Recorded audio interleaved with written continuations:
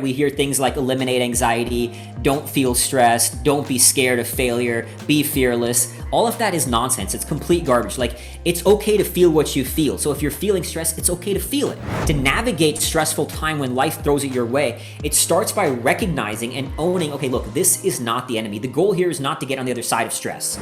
I wanted to give back to the world. And how I did that was through a pile of puppies. When you think about your goal, make sure it's your goal.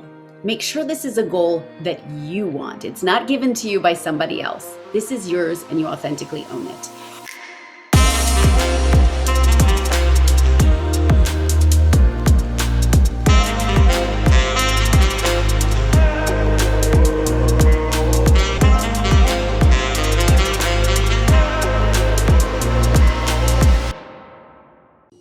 Hello, and welcome to the 5th episode of Make Today Well Live, the podcast. I'm Allie Norman Franks. I'm Beverly Hills High School Wellness Counselor, and I'm the founder of the NormanAid Wellness Center. And I'm hosting with my awesome peer counselors, Nick Kay and Kate Lewis. January is our goal setting month.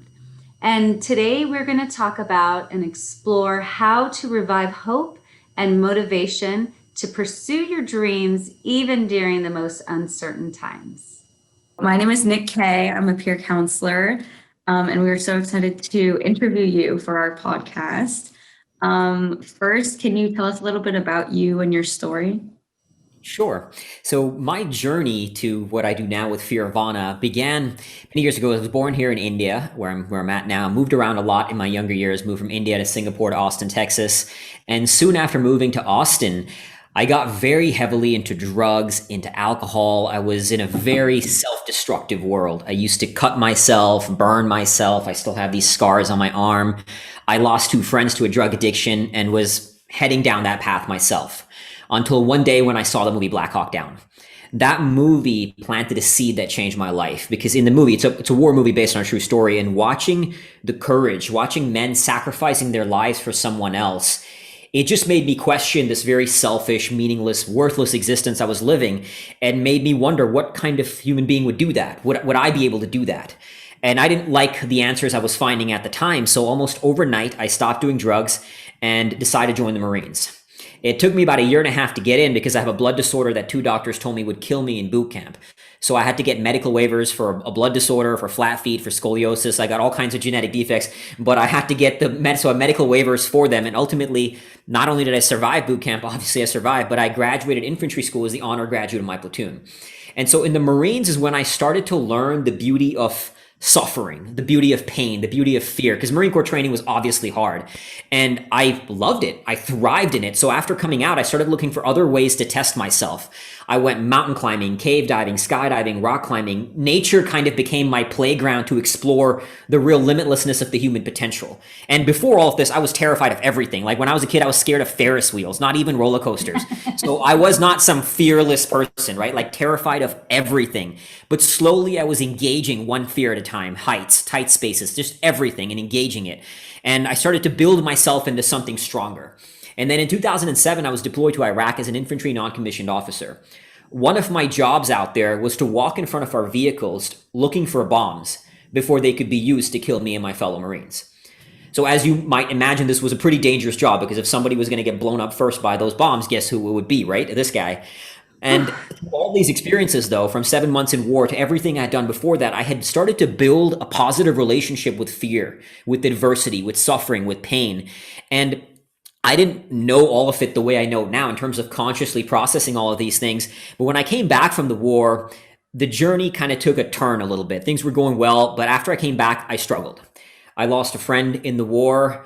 I've lost 2 junior Marines to suicide. And I struggled with the fact that, why did I get to come back home alive? Why I didn't get shot? I didn't lose a limb. Why do I get to be here when so many others didn't? So many others have suffered more than me. And so I struggled with survivor's guilt. I was diagnosed with PTSD, struggled with depression, and severe alcoholism. I was at a point in my life that I was drinking a full bottle a day, and I would just drink for 5-6 days on end until my body just literally could not take it anymore. That was rock bottom. And that was the trigger that started the change to where I am now. I began delving deep into neuroscience, into psychology, into spirituality, initially just to heal myself and heal my own brain, like to navigate my demons. But it led me on this far more meaningful quest to figure out, how do we all navigate the experience of human suffering? Because of course I was not and am not the only person who suffered.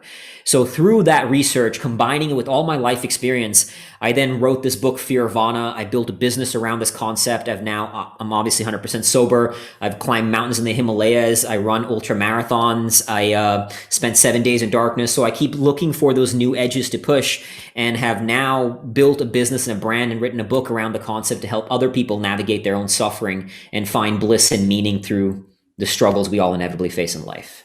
That was a really inspiring story. I mean, I can't even fathom what you've gone through. I'm Kate Lewis, a peer counselor, as well as Nick, and a junior at Beverly Hills High School.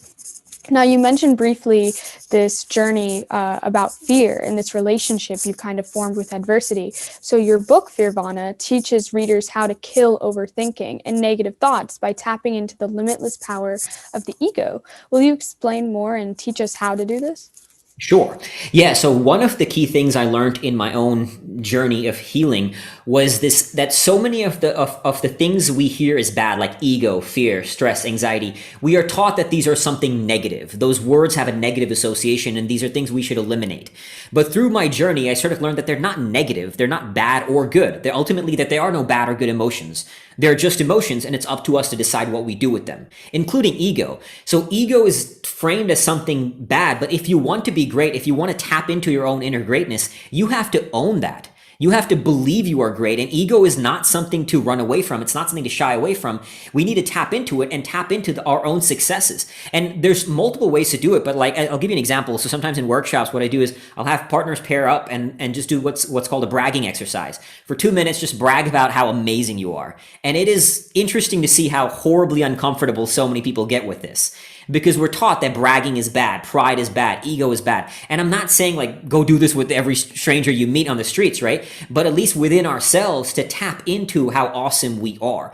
And that starts with, I track every day. I write down things that I'm grateful for. I have a journal that I use. I look at myself in the mirror. I talk to myself. My inner voice. I'm literally constantly telling myself that you have done X, Y, and Z. So I still go through low moments. I'm human. I still pursue incredibly hard challenges. Like I just did a 24-hour run a few months ago.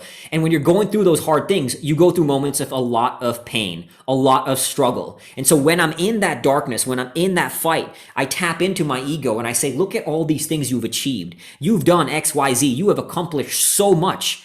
Own your greatness, celebrate that greatness. And you can find your own way to talk to yourself. Like I get pretty heated as a Marine, so I start cursing at myself and I'm like, dude, you're the baddest human being alive. Like you are a badass, own that. And it's not about comparing myself to others. Like I'm owning that in my own mind because I need to leverage the power of my ego to step into that next greatest version of myself, to step into that next challenge.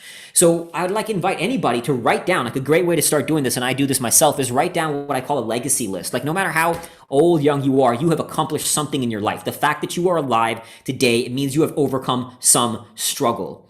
Celebrate that. Talk to yourself. Celebrate with people close to you. Do it with yourself. Write it down. Write it down daily. Because right now it might, depending on where you are in your journey, it might feel very uncomfortable to own your ego because we've been taught it's so bad. But the more you do it, the more comfortable you'll get with it. And the more you do that, you will start looking for that next thing to earn your own self-respect. It doesn't just magically happen. You got to earn it. And you earn it by doing that hard stuff, by systematically overcoming one struggle at a time. So right now, it's kind of a combination of celebrating what you've already achieved, everything you've already achieved, like write down a list of all those things and then start looking for that next challenge, that next challenge, that next challenge. And as you do, process it, own it, tap into it, celebrate yourself. And that will help you keep stepping forward and build that confidence and build you into something indestructible. Thank you for that. That's incredible advice, really. You talk about your legacy journal and writing things down and talking to yourself. We're all experiencing so much stress because of the pandemic and especially like staying inside for such long periods of time. Can you help us learn ways to kind of move through those struggles during this time? Yeah. It starts with recognizing that stress is not the enemy. So fundamentally, it's at a mindset level to start looking as pain and as stress, anxiety, as fear, as something beautiful. Like we're going to go through it in life. But again, the world is framing it the other way, right? We hear things like eliminate anxiety, don't feel stressed, don't be scared of failure, be fearless. All of that is nonsense. It's complete garbage. Like, it's okay to feel what you feel. So if you're feeling stress, it's okay to feel it. Stress is not the bad guy. It's just like when you're working out physically, you have to stress your body to make it stronger, and then you recover. So you balance stress with recovery. But to navigate stressful time when life throws it your way, it starts by recognizing and owning, okay, look, this is not the enemy. The goal here is not to get on the other side of stress. So like recently, not too long ago, I did a podcast interview and somebody asked me like a very specific scenario. Said, okay, what if somebody's going through a divorce, or what if somebody just lost their job? What advice would you have for them? And at the core level, the advice is, it doesn't matter what scenario you throw me. The problem is that we are always looking to get to the other side of problems. That is the real problem. When you start recognizing that progress is not the elimination of problems, but progress is the creation of new problems, you start to embrace the stress. You start to embrace the struggle, embrace the problems, embrace the anxiety, and recognize that they're not bad. So when the pandemic first hit, I did a 50-mile run around the cul-de-sac, like right outside my house, because, we weren't going out anywhere. So I wanted to show people, like, look, there's an opportunity to grow even here. So 50 miles all night, going like 1,000 laps around this mind-numbing cul-de-sac, right? Over and over and over again, because I just looked for that new problem, that new fight, that new struggle to learn from. So at that mindset level, that's kind of how you start. And then you look at, okay, what can I control here? Ultimately in life, there's only two things you can control: your actions or your attitude. And usually if you have some degree of freedom, you can control both. So there's a lot of things that are now outside our control, right? Like a lot of the factors on the rules and how things are around us. So we can't control them. So, okay, great. I can't control X, Y, Z. But what can I control? Like when I was in Iraq for 7 months, I was miserable for the first 2 months of my deployment. Miserable, angry at the world, angry at my officers, angry at everything. Until I realized, like, look, I have 7 months in this place. Now, granted, I chose to be there, but when I was there, I didn't have any freedom. And the Marines, they don't care if you're feeling tired one day. If you have to go on a mission, you go on that mission. So I realized, like I can't control my actions here, but I can control my attitude. And I find beauty in it. You look for the meaning in it. You look for what can I embrace in it. So once you bring it back to within the thing within your control, you look for that next immediate problem. So really breaking it down in next steps. And a really simple way to navigate a problem at a time is to turn a problem statement into a question. So when you approach a problem as a statement, it becomes like a wall, but a question becomes a door. So I'll give you an example. I was working with this one kid in Liberia, very poor country, like genuinely had a lot of serious problems. And he wanted to go to college. So he said, I have no money for college. Real problem, right? He had nothing really in terms of like going through intense poverty. But if we hold on to that statement, we can easily become a victim to circumstance. Instead, you can start asking yourself, how can I get money for college? Are there colleges that offer scholarships? What are those scholarships? Who do I have to become to be worthy of those scholarships? So when you start asking questions, you will start finding answers. Now, pursuing those answers is not going to be easy, but that's not a bad thing. So that's why at the core of it, like you can hear me talk, read a million books, listen to a podcast. At the core of it, nothing I say or anybody else can say is going to take away from the fact that you will struggle. That's just a given. But you learn to fall in love with it. You will start not only embracing it when it happens, but seeking it, looking for that next challenge to overcome. Like ultimately, all growth is two things: find what's working and do more of it. Find the problem, fix the problem. So always be looking. So right now, there's a lot of factors within our control, but you can still be training your mind, training your body, training your spirit. And you do that by looking for those two things. Okay, what's working? What can I keep scaling? And what's the next immediate problem? And really bringing it down to one small step at a time so you can navigate that one step at a time and systematically build yourself. And that's how, even whether it be a pandemic or anything life throws your way, you can still view it as an opportunity to get stronger.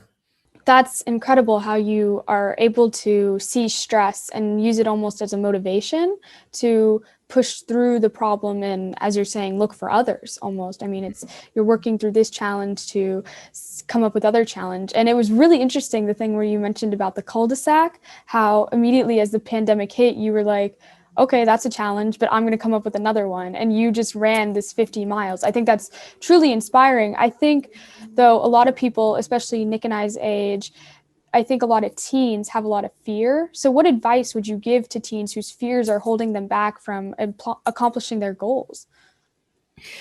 It's coming back to what I was saying earlier, starting with not beating yourself up for feeling fear.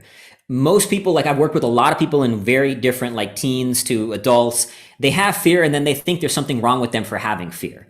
Like I worked with this one guy who said, I'm just waiting for the fear to go away so I can quit my job and start my business. And I said to him, that's your problem. You're waiting for the fear to go away, because he thought he should be fearless or not be scared. So whatever you're feeling, it's okay. And the world around you, sometimes even people with the best of intentions will tell you, don't be scared, don't worry, don't stress. We always tell people, don't feel what you feel.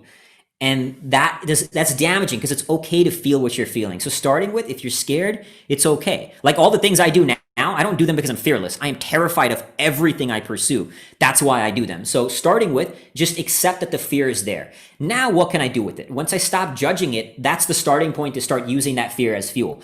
So I always like to say, like, one of my mantras is, fear propels you to prepare. So if you're scared of the unknown, what can I turn that unknown into the known? So start looking, okay, what am I scared of? Why am I scared? And literally writing this down, like taking a journal, writing this down. Why am I scared? What's the worst case scenario?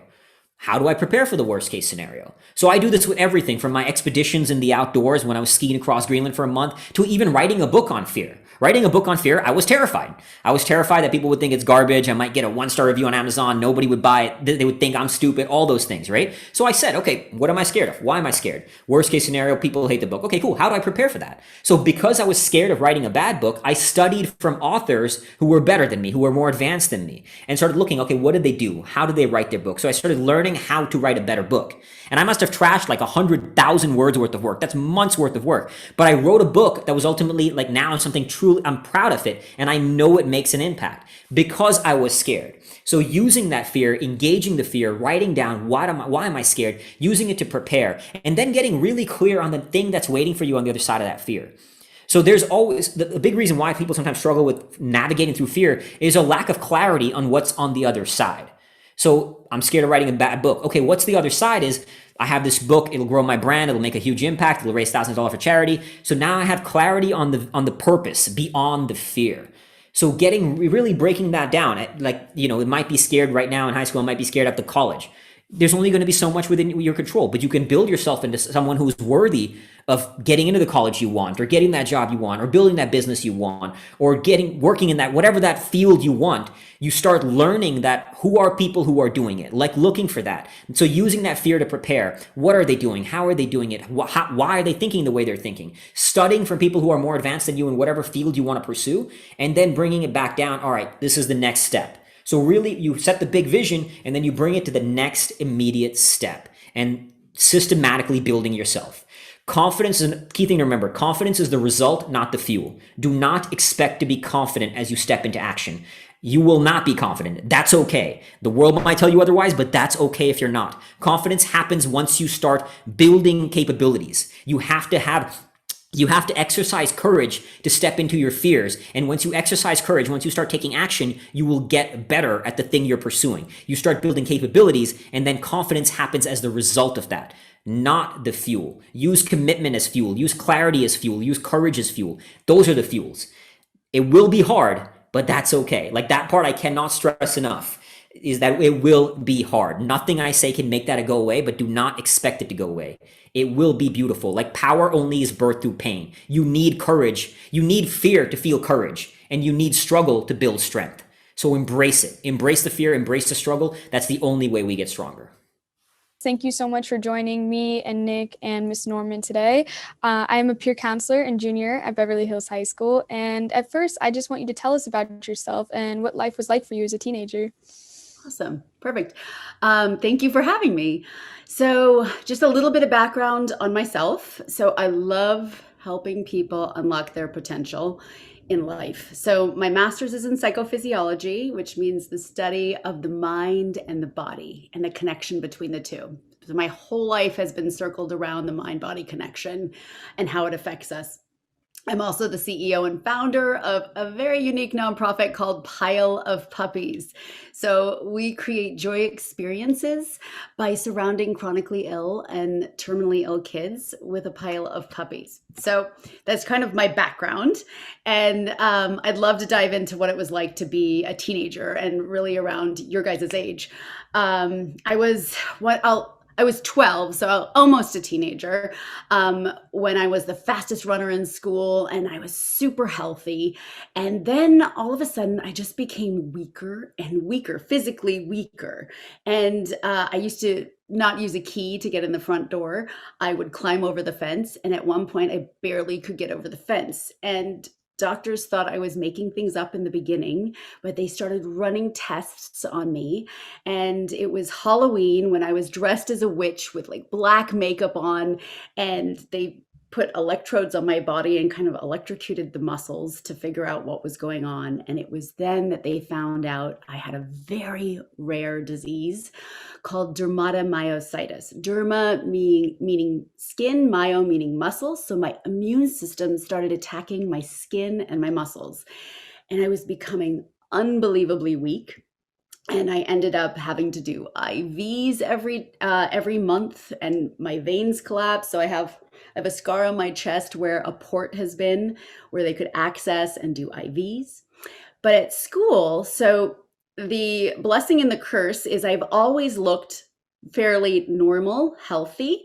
So I wanted to just blend in and not let people know what was going on unless, my closest friends knew. So it was really about trying just to appear normal.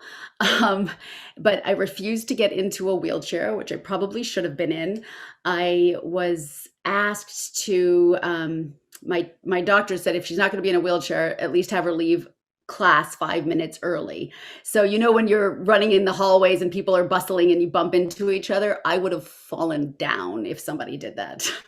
So it was that intense. So I would put my arm on the desk and push myself off in order to sneak out 5 minutes early to go to the next class. It was so bad at times where I would have to use the bathroom at the nurse's office because they would have a toilet that was about that much thicker to put on top so that I could actually get up off the toilet. And at one point I didn't even have the strength to get off that. And I had to drop to my knees, pull up my pants, crawl out of the nurse's office, be met by a few people who were in the office looking at me like, what is wrong with her? She's crawling out of the bathroom. So really it was about humility and just coming to terms with what is, right? So this whole experience ended up being from 12 to 17 years old. Mind you, my parents got a divorce and they went bankrupt during this time. So you kind of got a picture. This is a pretty intense time as a 12 to 17-year-old. So during that time, the ages from 12 to 17, I was going through the muscle disease as well as my parents ended up getting divorced and there was bankruptcy. So to say it was a bit chaotic and intense is an understatement. But this is where the beauty lies, because there is always light within darkness. So my end of my junior year, I was able to get the strength to go up into the bleachers. I got to experience my first pep rally. I was like, I'm in my zone. I felt like the world is my oyster, because if I could do that, if I could go through all that and then feel what it was like to be a normal kid again, it was amazing. But I came with perspective. I came with knowing what it's like to be near death. And when you're close to death, you appreciate life in a way I cannot explain, the gratitude that runs through me. So when I see buildings that have stairs and no ramps, even to this day, I think about all the people like myself back then who couldn't get into that building, or a bathroom that doesn't have the extra stall with the higher toilet. I think about these things, which I would never have had I not had this experience. And then in my 20s, I realized that there was a power in telling your story and not to keep it secret, and that there was no shame in being different from other people or having had really trying experiences, because the more I was open with my experience with chronic illness, the more the world opened to me. And you did talk about how it did, obviously, your health challenges impacted and changed your life, and you learned so many lessons. Can you tell us a little bit more about how it changed the course of your life and how you got to where you are now? Sure. And so I can step back and kind of tell you how what helped me through those challenges, and then how it made the impact. So I would say there's 4 things that I really leaned on when it comes to these challenges. And one was guided imagery. And I was very lucky to have an uncle who's a renowned psychologist in LA. I did not see him for therapy, but I saw him for guided imagery. And one of the most incredible, impactful experiences I had was when this cowboy came into this guided imagery session. And I swear it was my grandfather. My favorite grandfather passed away when I was 6 years old. And he happened to be a real cowboy. So this cowboy came to me and he said, I have these 3 little red pills. And he held them in his hand. He goes, tomorrow morning, I want you to wake up. I want you to close your eyes and I want you to feel each pill going into your body. You will be able to get out of bed. Mind you, I hadn't been able to get out of bed for months because I was so weak. So I was excited to try this out. So I closed my eyes and I literally felt each red pill go through my body. It was visual, so it wasn't actual literal pills. But have you ever had that moment where you just get your body starts to tingle because you're feeling something? So that's what it felt like. And I said, okay, I am going to get out of bed. So I began and I sat up, which mind you, when you have a very weak body, your head feels like lead. So it felt like I was able to sit up, I'm up.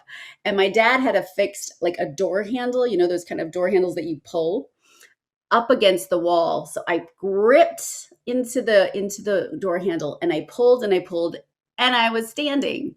And I was standing after months of not being able to get out of bed. So imagery, guided imagery reminded me the connection between my mind and my body and what happens when I think positive things and I visualize them on a continuous basis. I love to dance. I still love to dance. At that time, I would put on my favorite music, close my eyes, and feel my body just moving. And it was my medicine for the years that I couldn't move. So guided imagery is one. Number 2, I really recommend and I love is automatic writing. So I call that kind of like the wise one journaling. So you basically take some time and space by yourself, light a candle. And the reason I always say light a candle is because fire has been around long before any of us. So it's really about tapping in to the wise one within. So you light that candle, you stare, you look into the flame, and then you start asking yourself questions because you are the only person who has lived in your body and you have the answers. A lot of times we're reaching out for whatever it is externally, but the reality is we all have it in us if we really listen and take that time. So with automatic writing, you write down a question. So in your mind, writing down the question, and then you let your pen write. I'm not sure if any of you have ever done this, but it's really quite an interesting experience because you're letting go of the mind and dropping into the heart and into the body, and you start seeing the answers come through the pen. So that's number 2. That's one thing. Second thing that I love. Number 3, always find your people. So I always think about my soul brothers and my soul sisters. They don't have to be genetically related. They might be genetically related, but these are the people who, when you are with them, they create an energy. They make you either feel creative or joyous, or maybe they make you feel at peace. But you know these are your people because when you leave them, you feel better than you were before. These are the people that sit with you without judgment. They listen to you. These are your people. So I always have that in my life. Lastly, one of the other things that I work with challenges is creating your own mantra. So a mantra for me, especially when I was out of remission and my immune system was attacking me, I would say something along the lines of, my body is healthy. My body is strong. My body is filled with ease. Instead of saying something using kind of a negative term, even like along the lines of, I am not healthy, I am not weak. I am not in pain. That doesn't fill me. Stating what I want and what I will be is what fills me. So removing the negative talk. And I'm guessing most of you, all of us, if you're human, there are some negative thoughts that run through your mind. And you know when they start creeping up and you start feeling really crappy, because this is a powerful tool. So as soon as you start hearing those negative thoughts, you start bringing in those mantras that you've created to empower yourself. So those are some of the tools that I would use with people as well as myself moving through challenges. So you had asked, the other question you had asked was, how did my health challenges impact or change the course of my life? Shall we dive into that? Okay, so in my life, disease, health challenges have really opened the doorway for me. My immune system has attacked my muscles, my joints. My own immune system has attacked my immune system, so I have really low neutrophils, and has even attacked the lining of my lung. So I have gone through many moments where I'm going, wow, what are the next steps? But in the process of this, being near death as a child really awakened aside to me that is really about following your intuition.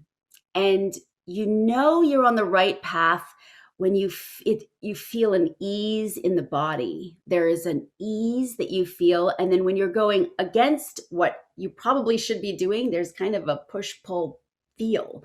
And so because I had a body that really didn't behave properly, I started to learn about that push and that pull. And so my early disease caused me to get my master's in psychophysiology. It was my passion to learn more about the mind-body connection. So I thank my disease for giving me the opportunity to then open a door through my master's program. And then I was able to meet other people who have suffered physically and help them find their light in their darkness. So the cool thing about, and I hate to say cool thing, but when you've experienced pain, and if you're human, all of us do, we experience pain.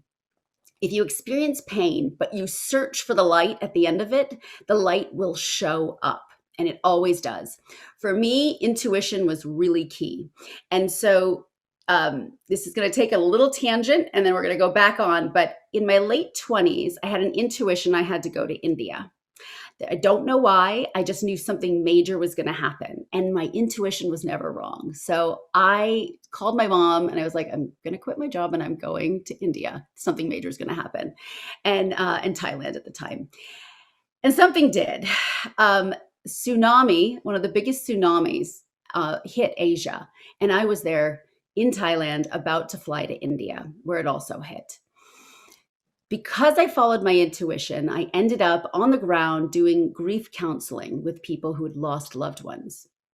I had a taste of what it was like to be in a different culture, a culture that, whether it was tsunami or not, death was very much a part of life. You see it in and out. It's part of life. And I was transformed by the experience.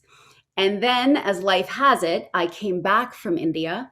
And I had 3 family members die. 1, 2, 3, like that. My dad took his life. My grandparents then died afterwards. And it was so intense having just experienced the death within the tsunami experience and then my own personal life. But as you asked in the question, how do challenges in your life shift and change your direction? Well, these did that. And because I couldn't be there with my dad when he passed, I decided I wanted to dive more into the work with the dying. So I started working with hospice. And I started to sit with those who are on their way to their next journey. And it was profound to sit and see the lightness and the wisdom that can come towards the end of your life. So all of this led me to where I am today. And it's the next step that happened was I became a mom. And in becoming a mom, my immune system turned on me again. So my immune system started turning on my body. But now I'm well equipped to deal with challenges. I know what to do. And I knew to focus on the light, because within darkness, there is always light. And in this time, having had experienced working with the dying, having experienced working with the suffering within myself, when I came out of this 2 years of suffering, I wanted to give back to the world. And how I did that was through a pile of puppies. So, yeah, kind of crazy. Who doesn't want to be with a pile of puppies, right? So, when I was pregnant with my daughter, I had my first pile of puppies. I had 9 Bernese mountain dogs. Have you seen those? These huge, huge black and white and brown dogs. So these puppies were all over me, and it was one of the best experiences I'd ever had. So what I did was I started talking to the breeder, and I said, I have this feeling that it would be an amazing nonprofit if we could surround people, especially children and teenagers who are suffering, and give them an hour of a joy healing where you surround them with puppies. And so I did it. I created this nonprofit that our mottos are: within darkness there is light, and joy heals. And I have witnessed over hundreds of joy healings. And the one girl that I want to leave you with, her message was really, really powerful. She was in hospice. We saw her a few days before she passed. I believe she was suffering from a form of cancer, and it was incredibly painful. It created tumors throughout her face and throughout her body. And her mission, her name is Holly, and her mission in life was to let the world know that love is everywhere. That was it. That's what she wanted the world to know. We videoed her hospice pile of puppies, and I always give the choice to the parents. I said, this does not have to be public. This video can just be for you, or would you like it public? And her mother said she wanted people to know that there still can be joy even at the end of life. And this beautiful girl, whose mission was to let the world know that love is everywhere, got exactly that.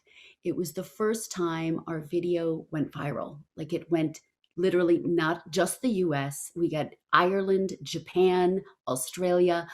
Her video went around the world. So I got to message her mother and tell her that Holly's message, that love is everywhere, one of her last wishes, has been granted. It gives me shivers to tell the story, because what her mom texted me was so profound. She said it is incredibly hard to watch the suffering of her child, but there was a reason behind the suffering. Her message needed to get to the world, and it did. So this is why I truly believe that joy heals, and within darkness there is light, just through witnessing numerous stories like Holly's. Wow, that's really powerful to hear about how Holly went through that, and to hear that she really did get her message everywhere, as you were mentioning, multiple different countries, not just in, not to say local, but just not just in the US. And that's incredible. And you touched basically about how personal challenges kind of affected your life and got you to move to Thailand, and you were on the way to move to India. But how did really health challenges impact, especially those ages in between 12 and 17, but throughout the rest of your life? How did they impact and kind of change the course of your life just because you had them? I would say just all of what I had talked about was really how a challenge can hit you, and when it does, it can be incredibly difficult at the time, and you have to go into that emotion, whatever it is. And when you have challenges that you push away or you resist, they'll just keep coming. right? So it's like being fluid with what's coming. So whatever emotions come up for whatever challenges, bring them to the surface so you can own them and then let them go so that you can move out of your own way to really walk your path. So that's how I see challenges in general, is something that awakens you. It gives you a message, and if you take it, it will bring you right straight to the light and open lots of doors. Your advice for moving through challenges and situations that like at the time may seem like it's super, super hard to get through. And so what are some tips you would say so we could achieve our goals? Totally. So when challenges come our way, they can either set us back, but they can also be a gift, right? So the idea is not to be paralyzed by the challenge. Challenges can bring up fear, sadness, frustration, and behind all of those emotions are also the opposite, which is strength and fluidity, focus and joy. So you can't have one emotion without the others. So knowing that that's in the backdrop, that's important. So when you think about your goal, make sure it's your goal. Make sure this is a goal that you want. It's not given to you by somebody else. This is yours and you authentically own it. If you always have the notion that there is the light at the end of the tunnel, and the light will always carry you through. So whatever you focus on will grow, whether it's negative or whether it's positive, right? So that's the same as your goals as well. So what you focus on and where you put your intention will grow. And that is crucial in life. You nurture the things that you want. So the most important thing is you really want the path of least resistance, right? So as you're focusing on the goals, make sure that they're your own. Make sure this is what you feel in your heart. Sometimes goals can get really heady. So go into the heart, figure out what it is, what is your intention, and move straight towards that. And challenges will arise, and you have the capability to go inside and work through that, bring up the emotion, and move through it. So that's how I would work towards those goals. Thank you so much. Thank you, Akshay and Jennifer, for joining us. Students, I hope you were inspired as much as I have been. I hope you can join us today at lunch. We'll be working on creating our vision boards for 2021. We want to give a thank you to our sponsor, Michael J. LeBeau, as well as to Beverly Vista Middle School PTA and Beverly Hills High School PTSA for their ongoing support. Stay safe and make today well lived.